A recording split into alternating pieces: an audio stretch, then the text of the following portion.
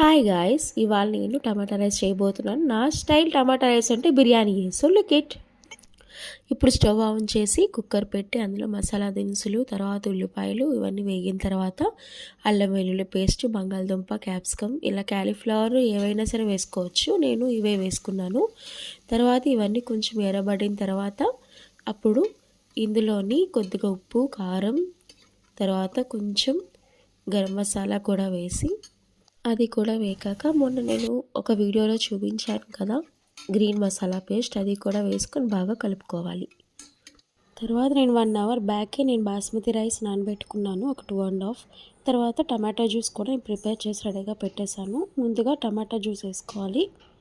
టమాటా juice వేసుకున్న తర్వాత అప్పుడు మనం కలర్ మారిన తర్వాత అప్పుడు మనం ఇందాక నానబెట్టుకున్న బాస్మతి రైస్ కూడా వేసుకొని స్మూత్గా మిక్స్ చేస్తూ ఉండాలి.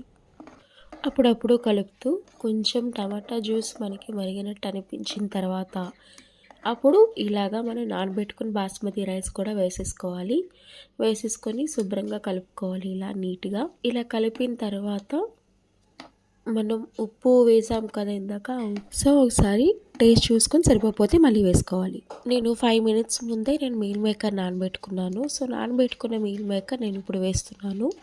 మీల్ మేకర్ వేసిన తర్వాత కుక్కర్ మూత పెట్టేయడమే.